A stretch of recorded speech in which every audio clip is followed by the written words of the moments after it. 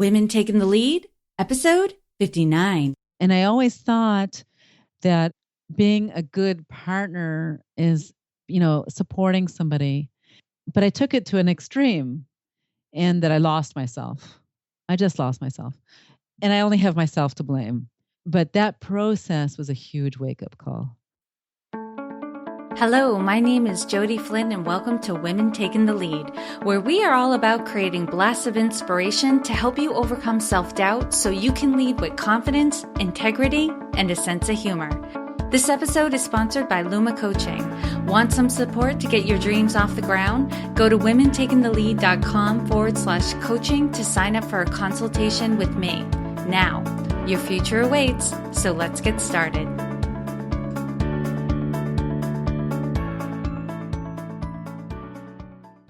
Hello, everyone, and thank you for joining us today. I'm here with Edie Berg, who has had multiple careers, including physical therapist, private chef, caterer, culinary instructor, and executive administrative manager. Briefly, very briefly, she was also a pattern maker, periodontal dentist assistant, a technical writer. She was born in Israel, but grew up in California and Western Australia and lived in Canada and Boston. She is the mom in a blended family of her 4 kids and his 2 kids. And Edie has her own podcast, The Strong Women's Club, where she brings on top-echelon women who share how they got to where they are and how we are all members of the Strong Women's Club. I love that. But Edie, I'm going to pass it over to you because that's just a little intro. So tell us more about you and your own beginnings. Wow, Jody, thank you so much. That's so funny because now I feel like you've already said everything. I don't really, but no, I can fill in some of the spaces. But thanks so much for having me on your show. It's really an honor for me to be on it. And part of I've listened to a lot of your podcasts, and the women you have on are super interesting, and I'm happy to be part of it. Yay. Thank you. So, as you said, I've had, my I've had so many humble beginnings. It's like, my life is one long string of humble beginnings. This is what I feel like, like I and it's certainly a pattern that has its pluses and its minuses. So all these moves and changes in my life have, they've really build a whole person that it's like you become you react to one situation and you build a new situation. So for example, like you said, I was born in Israel, but when I was a baby, really as 6 months old, we moved to California. But then when I was 13, I moved to Australia. So that's kind of an important age. I was in 8th grade, and at that age, I was a straight A student, and I was very driven, I think, academically. It's very, very important for me to do well academically. And I had been accepted to this prep school I was going to go to for high school, and I had big plans with the university and everything. And then my family moved to Australia. So I loved moving to Australia. I ended up really having a great life there. I liked it a lot. But a lot of my emphasis changed all of a sudden from academics to being accepted socially. Mm-hmm. It's a huge change for me. And that kind of continued on to be a pattern, for the rest of my life, I think. When you suddenly go into a new high school, I moved from a large public school in California to a very small Jewish day school in Australia, which very small, meaning in my whole grade, we were only 12 people. It was like it's a small school. It was great. I loved it. And it was a great education, but you really need to, I felt like I really needed to fit in. Otherwise, if you don't fit in, then you can have a really hard time. Right. So even though I continued caring about my grades and never let it go to pot or anything, like I could never let it go, but my emphasis definitely changed. And And so then I did university. I finished high school there. I went to university as a physical therapist, and then right away I got a job in as a physical therapist in Canada, in Alberta. And I went with two girlfriends. The interesting thing about Alberta, Canada, is that they got a huge influx of money in Canada from they had discovered oil years earlier, and so they had a lot of money and they put it to good use. And that every little tiny town with like even just 2,000 or 3,000 people got a brand new beautiful hospital with lots and lots of great equipment, but they had no staff. So they were looking to staff from all over the world, and physical therapy is well known in Australia. So we were recruited there, and we moved over there, and I had my own hospital, like my own department, right, as a new graduate. So I was running the department, and I had a couple of PT assistants, and but I didn't have anybody to learn from. So it comes with there was it comes with its pluses and its minuses as well, and that I had to manage. I was on my own. I was 21. I didn't have a family. I didn't have anything. I was just living in a new country and managing this little hospital. I loved it. It was great. But on the other hand, and I got a lot of managing. I have to learn how to interview. You have to learn how to budget. You have to learn how to handle patients, and you have to learn how to recruit all kinds of get patients from all over the area to come to you and not to go to someplace else. There's a lot of things to do, but managerial wise, and less so as a physiotherapist or physical therapist. Mm-hmm. So yeah, go ahead. What's so interesting, Edie, about your story? Just to quickly interject, because it's just what keeps coming to my mind is the first time we met, which was really quickly. Where, for those who are listening, I went to Podcast Movement in Texas in August, and the first morning. Actually, it was a pre-day. It was a workshop day. So it was the first morning for me. I come out of my room, and across the hall, another woman comes out of her room, and she's tall and she's striking and very confident, right? Very sure of herself. And I feel like this bundle of energy, and it was you. It was me? You're talking about me? Yes. I'm listening to your story. Well, that's fascinating. I wonder who that was. And what's really funny is we were chatting. I don't know if you remember this. We were chatting going down the hall, and we were talking about getting coffee, and we had met, we had said, "Oh, podcaster, are you going to this workshop?" "Yes, I'm going there too." You mentioned, "I'm going to get coffee from Starbucks." And I was like, "No, they're offering coffee in the room." You're like, "No, they're not." And I was like, "Yes, the email said, come have coffee, come early, come have coffee." And I'm like, "If you say that, that means there's coffee in the room." And you were like, "No, there's not." And I was like, "I'm not really sure about that." So I went to the room to check it out. You went to Starbucks, and sure enough, there was no coffee. So I went downstairs, I went to Starbucks, and I got in line. I saw you, and I said, "Yep, there was no coffee in the room." And you just smiled. Oh, no. And that was my first impression of you. Like, you knew what you were about, you knew what you were doing, you were sure of yourself. And so hearing your story, and to even say like that was a theme of your whole life, where you really felt like you were, trying to be confident and be accepted. I'm like, wow, that is not how you present yourself, at least now. Yes. Yeah. No, it's nice of you to say. Thank you. And it's interesting because I think a lot of us, we meet people or not even meet people. You see people in all different kinds of situations, and your preconceived perceptions of them can be totally different to how they perceive what's going on. And Yes. it's true that as I have aged, I have become more confident. And in certain situations, I do feel confident, but a lot of situations are psyching myself up to that. Like it doesn't necessarily come naturally. Like you have to say, like if like, for example, with a podcast, like I said, well, hundreds of other people have podcasts. Why can't I have a podcast? And so, it's not rocket science. It's just talking, but it's not easy. It's not easy to do it.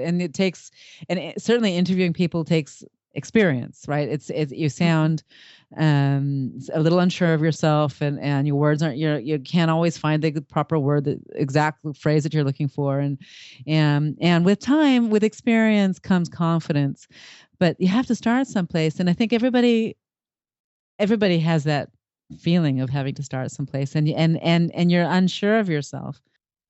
No, absolutely.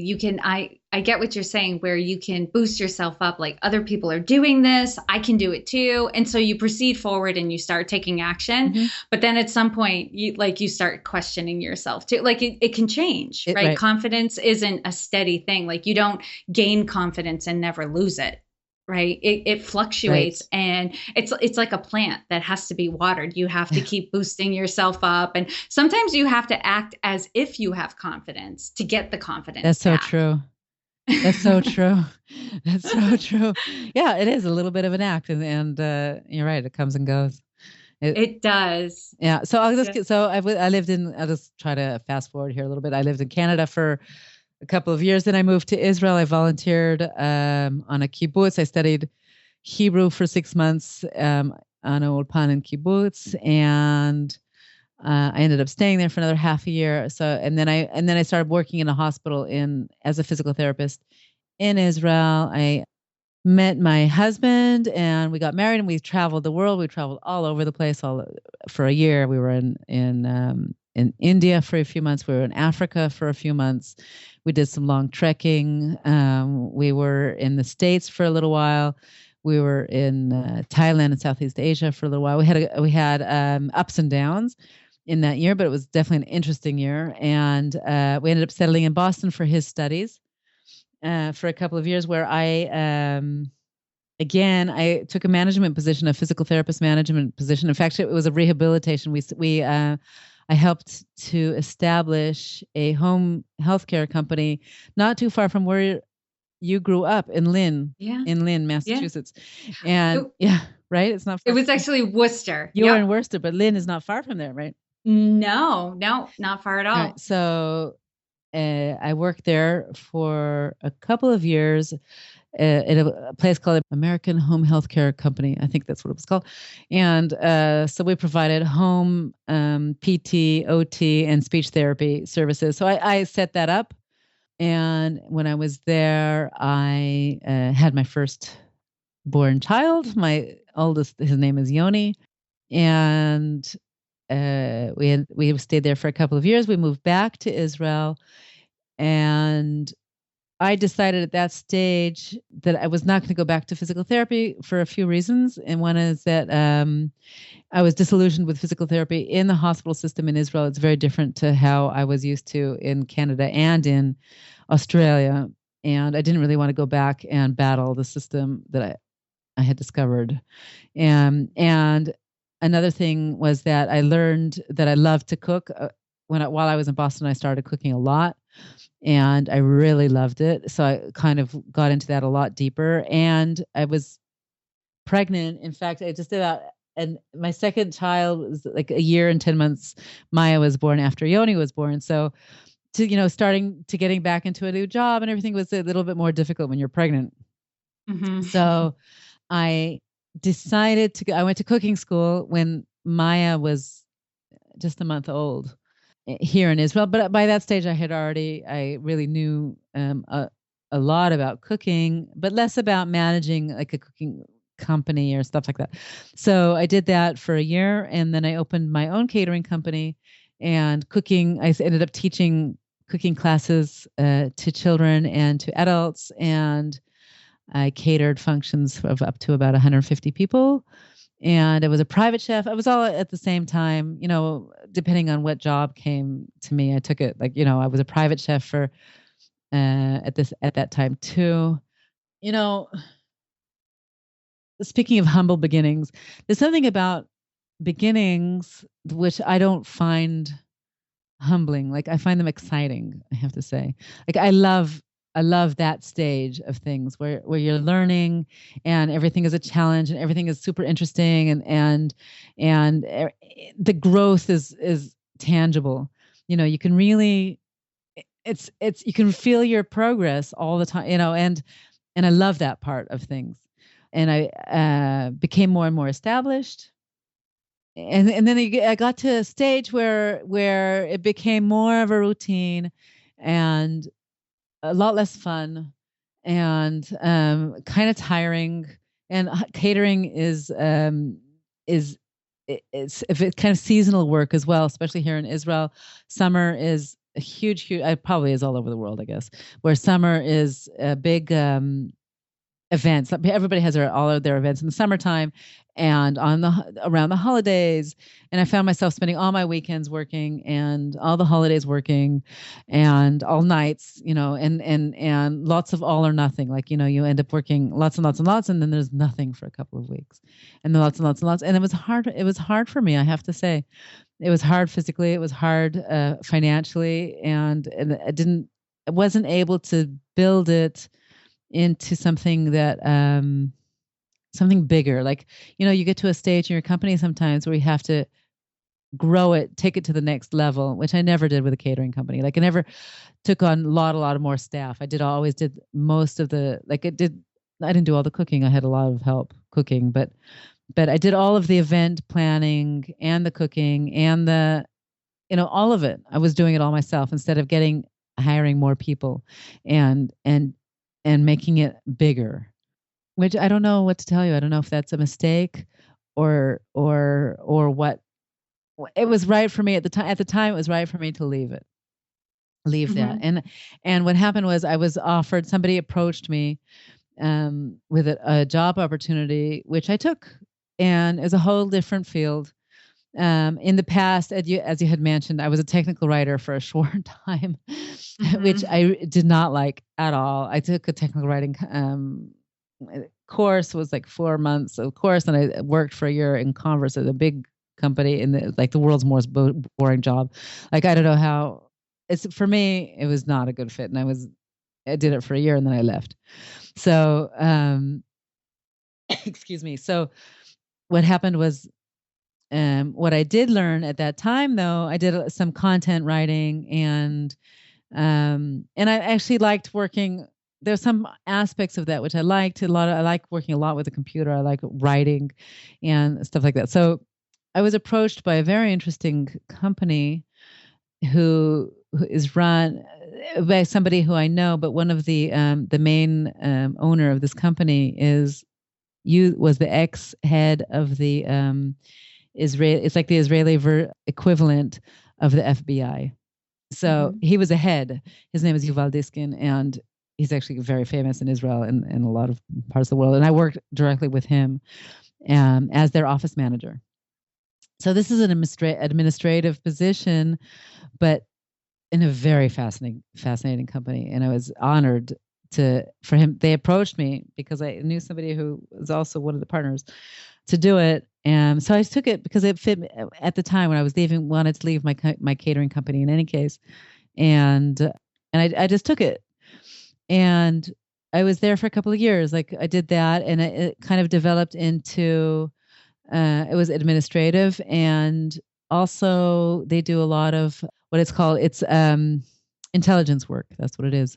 So I learned to do intelligence work. It was fascinating. It's all online intelligence, and I loved it. In fact, it's a super dynamic area. It's something I was unfamiliar with. I was not trained. And then my position kind of evolved to being just working just in the intelligence section and no longer in the administrative section. And then I ended up, and then they needed somebody who was an expert at intelligence, which I was not. I was just like winging it. And so they asked me to leave, and I graciously said, okay. And that brought me to where I am now. So now I work in Deutsche Bank. I am the executive administrative manager of Deutsche Bank in Israel. And I do that. That's my full-time position. Wow, Edie, your journey, my goodness. I remember you corresponding with me before we were doing this, and you were like, I have a lot. I do have And a lot. I know. I was like, well, I'll do a brief intro and then you can give us the salient points. But it's hard to like capture everything you've done in a quick summary and a quick bio because you've been all over the world, you've had many different careers that you followed. And for the most part, it seems like you really followed your passion and you were really open to new and exciting challenges, which made a lot of your jobs very interesting and fulfilling for you. Like, I liked how you said that it was right for me at the time, Right. right? What you were doing was right for you at the time. And, clearly, we talked a little bit about how confidence ebbs and flows. And you said, like, with time, you've gained much more confidence than you had when you were younger. But take us back to a time when you were playing small and you may not have been aware of it at the time. Share with us the story, right? The ground level story and the lessons you learned from it. Sure. I've been thinking about, I have to say, I have been thinking about, I've been listening to your podcast today and not just today, for the last couple of months. And it has really, and knowing that I'm going to be interviewed today, has made me think a lot about my life and how things have progressed. And I have to thank you for that because I don't get the chance to stop like this and get the self-reflection. And I have to also add that today was Yom Kippur, and which is also helps with the self-reflection. So I have so many of these. I know you got to pick one.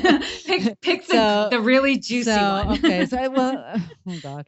So I'll pick two. One that was a really long time ago, which was when I was just 18 and I was trying to think of what I wanted to study in university. And I didn't know. And I just didn't know. And really what I wanted to do was to take a year and just study general things, like just to study general arts and general sciences and take one course of this, one course of that, and just to learn better what I loved. And my dad said to me, no, you can't do that. He said, no, you have to choose something. You need to have a profession when you leave your university. So you can be a radiographer, or you can be a pharmacist, or you can be a physical therapist or an accountant. I think that was about it, the list of things that were, for him, okay. Acceptable. Yeah.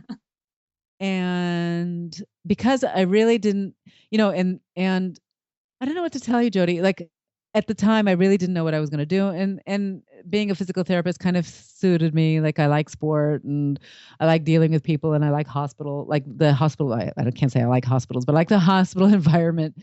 And I had wanted to be, like I said originally, when I was getting in America, I really wanted to do medicine when I was growing up in America originally. And I kind of lost that. So I thought, well, I'll go to be do physical therapy. That'll be kind of close. And I said, okay. So I went and did that. And thinking back, I've often thought back to that time as that's a time where I really should have just stood up for myself and said, no, I think I'm going to do something else. I'm going to find myself, find what I love. I don't like to say find myself. It's kind of a bit hippie-ish. It's not really who I am, but more know my strengths, learn myself better, so that's one time. And today, bringing us all the way, it's been a long time since I was 18. It's like, 30 years later, no, not 30 years later, 20 years later, today, my parents came to visit. And I said to them, I'm hoping in a year's time, I'll be, I have a vision for what I want to be doing in a year's time. And doesn't include managing Deutsche Bank. So I said and they said, oh no, I hope you don't get what you wish for. It's so good what you're doing now. That's exactly what they said to me, and I'm still, I'm 49. So I'm still wanting to please my parents. And where does that, how do some people are naturally get that knowledge of they need to follow their own paths, and others are, they're not they want to do what's right. Like I should say, I want to do what's right. I always wanted to, I've always have, and I would hate to let them down, and I'm certainly not not a child, and I'm still there. I'm still thinking I don't, in some place now, it's different now. Now I'm saying to myself, well, I understand that in your world, that would be the best thing. And in my world, it's a totally different story. But it's still there. It's still in the back of my mind thinking, I don't want to let them down. Edie, I think that's common. It's so interesting that you're sharing this because I had a similar experience. And knowing that my parents listen to this podcast, I'm going to have to say something before they listen to me say this while we're recording. But I think we're hardwired to want approval from our parents, right? We don't always do what they want us to do, and we have to follow our own path. But having done that, we still want them to approve of what we've done. And recently, my parents have been listening to this podcast and some of the other podcasts that I've been on. And my dad shared with me recently, he was like, oh, that was a really good interview. But when you said this, he's like, well, I don't really believe that. This is what I believe. And and it was just an offhanded comment like, hey, we don't believe in the same thing 100%. But inside I was like, oh, what? Right. Right. Like, are you saying like I'm wrong? Like I'm off? Like what's going on here? And I really had to like think about it and allow it to be like, nope, that's what he believes and that's fine. And that guides how he lives his life. And this is what I believe. And that's fine. And that guides how I live my life. But there still was that moment of like, you mean you don't approve? Right. And I'm 40. Yeah. Isn't that crazy? Right. It's still there. It is still tough. Inside we're still those little kids who are like, hey, watch what I'm doing. Clap, cheer me on. We have to, just like confidence where you have to kind of build it up. There also has to be that reminder of like, and it's okay if they don't approve of everything. It's totally, it's not only okay, it's expected. And, and it's not on them. I don't blame them. It's not them. It's me. I really think they say that because that's true for them, and they don't say it because they want me to feel bad, or for me. They don't even really want me to do what they say. They're just saying it. Right. It's coming from a good place. Right. It's out of love because they truly believe you're in a great place right now, well taken care of. That's their concern. Right. Yeah. Right. Oh, awesome. All right, Edie, now we're like ready for the next one. Okay. Now share with us, like I'm clapping here. Now share with us a time in your journey when you had a wake up call. Take us back to that moment and share with us the steps you took that led to your success. So as I said, all along those things is that, but what I didn't mention is that I ended up getting divorced from my husband, and obviously it's hard to get divorced from somebody else. Anyway, so I got divorced, and this is a huge wake up call, and it kind of fits in. My divorce is a long story, but part of it is that when I married, I didn't know myself, and it connects to the other things that we had spoken about. I mean, I married a good man. He's a great guy and is a great dad to my kids, and I would never put him down. I don't put him down. And the whole, I mean, the whole process is very complicated, but a lot of it is just knowing who you are, and that helps in knowing who you want to be with. And part of knowing not knowing who I was, I should say, is that I ended up working with him, and he's a dentist, and I ended up working as his assistant in his dental practice. And I hated it. I really, really hated it. I hated everything about it. I didn't want to be anybody's assistant ever. Like I never saw myself as an assistant, and I didn't have like a dentistry, and I didn't like working with him, and I didn't like any of it. And that was a part of my time, my life with him, and that I was happy. Like, and I always thought that being a good partner is, supporting somebody. But I took it to an extreme, and that I lost myself. I just lost myself. And I only have myself to blame. But that process was a huge wake up call. And I'm happy to be, I lead a very happy life now. And I led a happy life then in a certain way, but the process was very difficult. But that was my wake up call. One of my most recent guests, Valerie Groth, shared the story of her divorce on the podcast as well. And for her, I had asked her, was it a wake up call or was it cumulative? And she said the same thing. It was cumulative. It wasn't a sudden realization. It was almost like a slow awakening. Mm-hmm. Yeah, I have to say. That it just built. Yeah.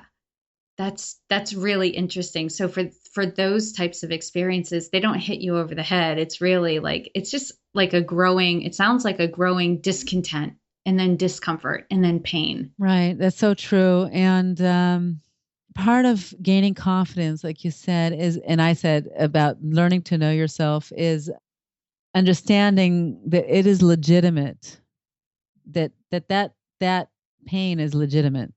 Like nobody has to do something. You don't have to have, like you said, be hit over head by something that was terrible to have legitimate pain.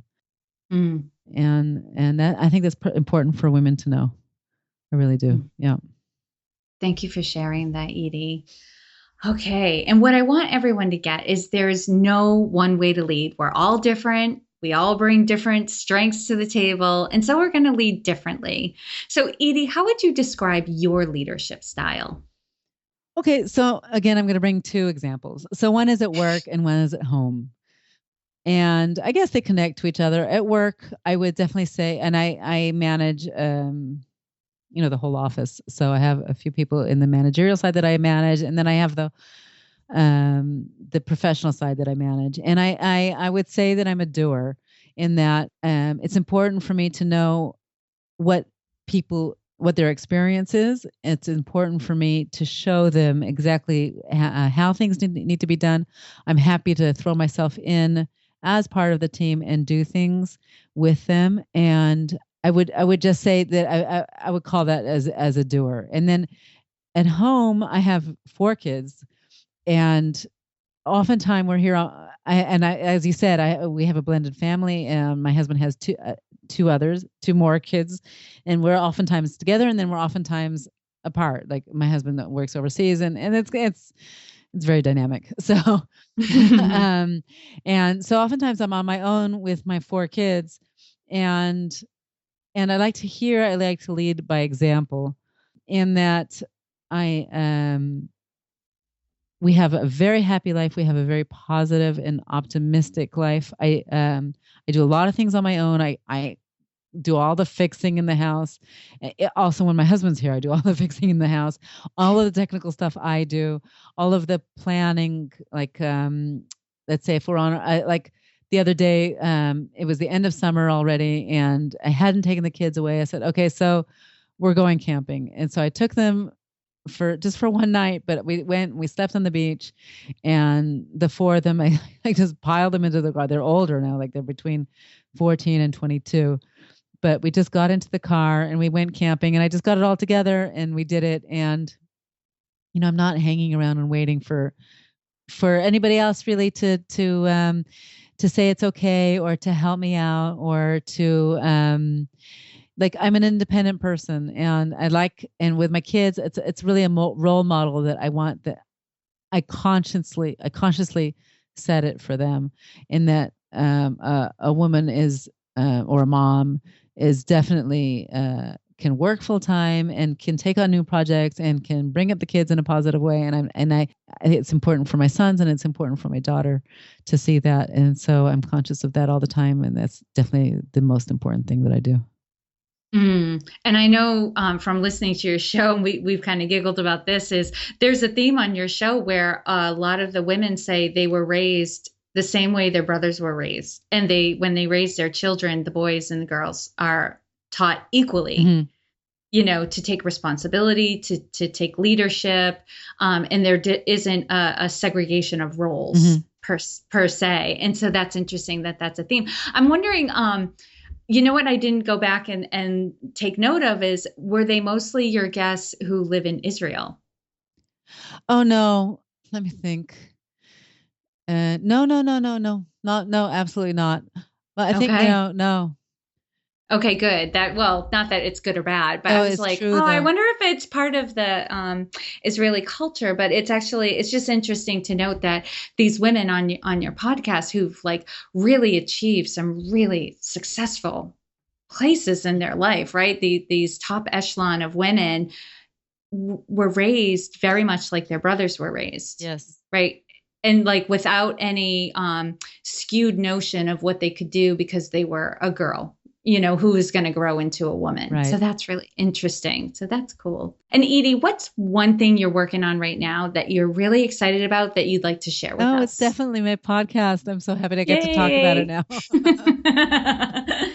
I love my podcast. It's called the Strong Women's Club, and I am so enthusiastic about it and very hyped and excited about. First of all, the process is so much fun. I get even, it's all interview based. I get to talk to women who are, like as you said, the top echelon in all different sorts of fields, including yourself. And I get to rub shoulders with them. It's fun. It's interesting. It's educational. It's inspiring. It's giving me a lot of energy. Even just researching the people who I might, want to ask to be on the show. I'm getting to learn a lot about people's lives, a lot about how they have reached where they are, and I'm hoping with the podcast that I'll be able to influence other women's lives in that, and they hear these stories and catch different things from different people. Everybody is different, obviously, and so I find it interesting. I love to hear success stories, and I think other people do too. And I always learn from programs like this, and hopefully people will learn from mine as well. So that's definitely exciting. Yes, I love your show. I've told you that before. Thank you. The women you interview are very inspiring. They've done really great things, but they're very transparent about things that they've had to grapple with and overcome and different issues that have come up.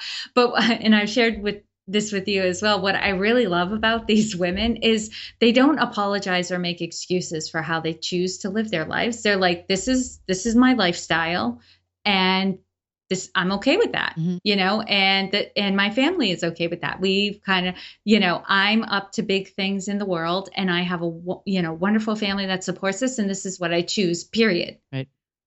Right, Yeah. there's no I've yeah. even taken, I don't know if I've used your wording in that how the women are unapologetic about what they do. I had never thought of it that way because they're very straightforward.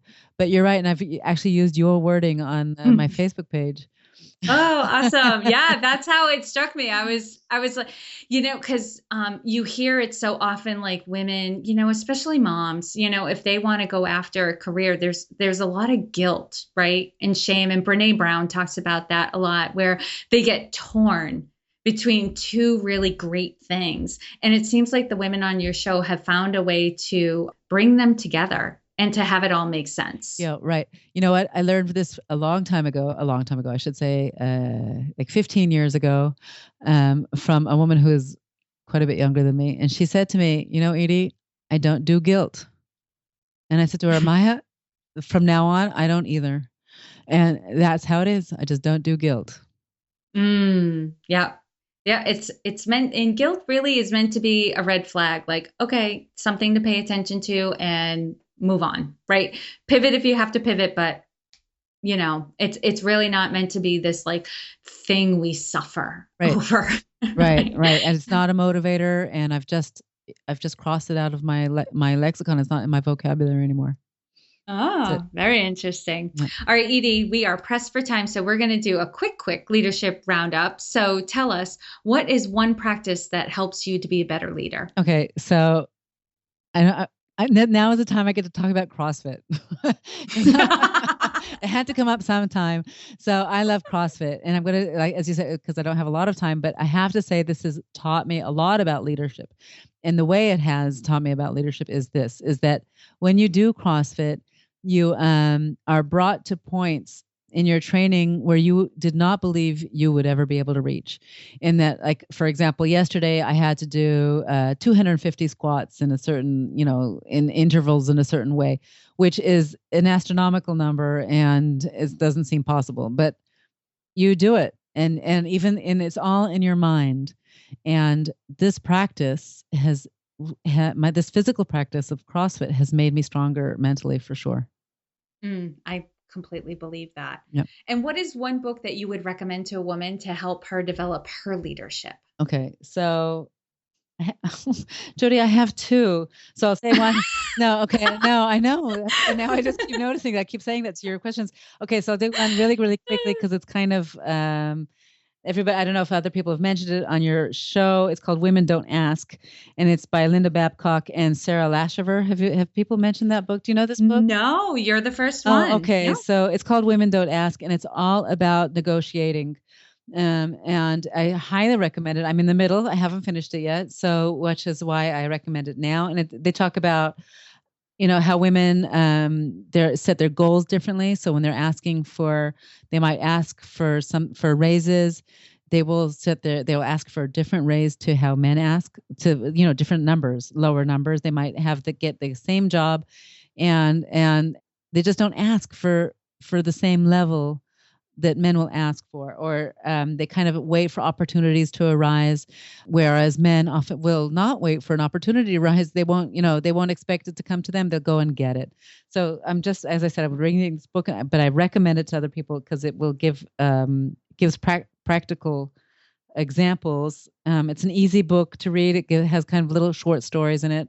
So I recommend that book. And another book that I just finished reading, excuse me, is a novel which I loved. It's by Haruki Murakami. I don't know if you know his writing. It's called Colorless Tsukuru Tazaki and His Years of Pilgrimage. Now, this is a Japanese author. I don't know if you know him. He wrote a Norwegian Forest and Norwegian Wood, excuse me, and a whole bunch of other books that are a little surrealistic in their themes. This book is more down to earth. And why I mention this book for women is that it's all about a man who was part of a clique, a very strong 5-person clique, where he was a part of it. It was very important to him. And he was suddenly banished from that group and he didn't know why, with no explanation. And he spends a good part of his life suffering from the pain. And then in the end, he managed to speak to the people who kicked him out of that group, and he learns why. And turns out it was because of his strength and not because of his weakness, which he spent his entire life feeling that it was because he wasn't good enough and he had no color. It's called Colorless Tsukuru Tazaki, and it was exactly the opposite. And as we said in the beginning of our talk, that it's not always, people don't see you as you feel, and the opposite is true. So this is it's a novel, but it's written very beautifully, and I recommend this book. All right, then I will list it. You won me over. Just email me the name because I will get the spelling absolutely wrong. I'll be Googling it going, what the heck was she talking about? I know. All right, Edie, share with us a success quote or a mantra and why it has meaning for you. So one, I like to say a lot. I say it to my kids and I say it to myself, is luck comes to those who work hard. And I don't really believe in luck. But I do believe in hard work, and then opportunities have come. And another is I choose now to live without regrets, and everything that I do now is with that in mind. So I look back, I do regret some things that I've done in my life, choices that I've made, and mainly the way I've made those choices and the motivation behind them. And now I'm working hard at living without regret, making choices that I know that I will be able to stand behind. I love that. And you know what? I skipped a question, so I'm going to go back to it. Mm. Knowing what you know now, if given a chance to go back Mhm. and do anything differently, what would you change? So I would know myself better, as I spoke before. I would try to know myself better. That would have helped me in at an early age through many things. I think for young women need to do what they can to know themselves, and also not just younger women. I mean, anybody at any stage. I think that's really important. It's hard to do. I don't know how. I don't know what the best way to do it. I'm still trying. Right. But Right. It's an ongoing yes, process, right, right? right. All right, Edie, lastly, what is the best way for those listening to connect with you? Also, there are a few ways. I think the best way would be on Facebook, either on my at the Strong Women's Club or Edie Berg. I also have a website, obviously, the strongwomensclub.com. I'm on Twitter at Edie Berg, but probably Facebook would be the best for me. Face- Yeah. I'll list that as the first Okay. one. All right. And for those listening, you can find all the links and resources shared in this episode at womentakingthelead.com, or you can use the short link, which is womentl.com. And Edie, goodness, thank you so much for taking the time to inspire and enlighten us, because I know it's really late at night where you are right now, but we are all better for having met you. Oh, thank you so much. It was such an honor to be on your show. And a pleasure talking to you. Thank you for joining me on Women Taking the Lead. Were you inspired to take some action today, but maybe don't know where to start? Or maybe you have so many great ideas you can't decide where to focus your attention. Don't let stress or overwhelm stop you from having the career, the business, or the life you want to live. Head over to womentakingthelead.com/coaching or use the short link womentl.com/coaching to sign up for a consultation with me. And to strengthen you on your leadership journey, I'd like to send you off with a quote from Marianne Williamson, so here goes. Our deepest fear is not that we are inadequate. Our deepest fear is that we are powerful beyond measure. It is our light, not our darkness, that most frightens us. We ask ourselves, who am I to be brilliant, gorgeous, talented, fabulous? Actually, who are you not to be? You are a child of God. Your playing small does not serve the world. There is nothing enlightened about shrinking so that other people won't feel insecure around you. We are all meant to shine as children do. We were born to make manifest the glory of God that is within us. It's not just in some of us, it's in everyone. And as we let our own light shine, we unconsciously give other people permission to do the same. As we are liberated from our own fear, our presence automatically liberates others. Again, thank you for joining me, and here's to your success.